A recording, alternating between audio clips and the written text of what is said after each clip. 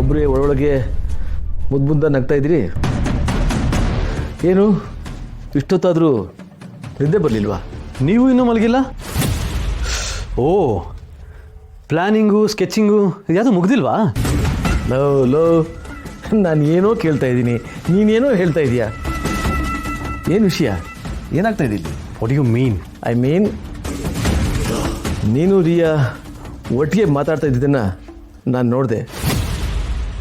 ಏನಾಗ್ತಾ ಇದ್ದಿಲ್ಲಿ?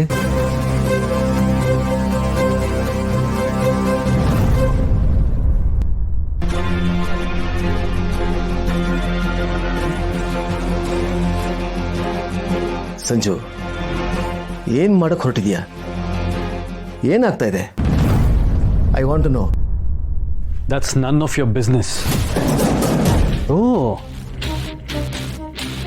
ಅದೇ ಅನ್ಕೋತಾ ಇದ್ದೆ, ಯಾಕೆ ಸಡನ್ನಾಗಿ ನನ್ನ ಮೇಲೆ ಪ್ರೀತಿ ಉಕ್ಕರಿತಾ ಇದೆ, ನನ್ನ ಜೊತೆ ಮಾತಾಡಬೇಕು ಅನ್ನಿಸ್ತಿದೆ ಅಂತ. ನನ್ನ ಲೈಫಲ್ಲಿ ಏನಾಗ್ತಿದೆ ಅನ್ನೋದಕ್ಕಿಂತ ಆ ರಿಯಾ ಬಗ್ಗೆ ತಿಳ್ಕೊಳ್ಳೋ ಕುತೂಹಲ ಅಲ್ವಾ?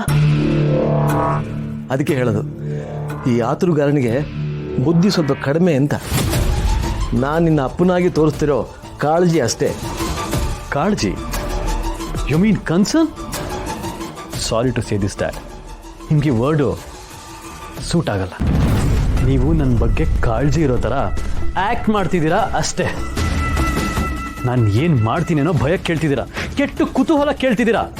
That's it. ಆಯಿತು, ಮುಂದೆ ಏನು ಮಾಡಕ್ಕೆ ಹೊರಟಿದ್ಯಾ? ಅದು ನನ್ನ ಪರ್ಸ್ನಲ್ ಮ್ಯಾಟರ್. ನೀವು ತಲೆ ಹಾಕೋದು ಬೇಕಿಲ್ಲ.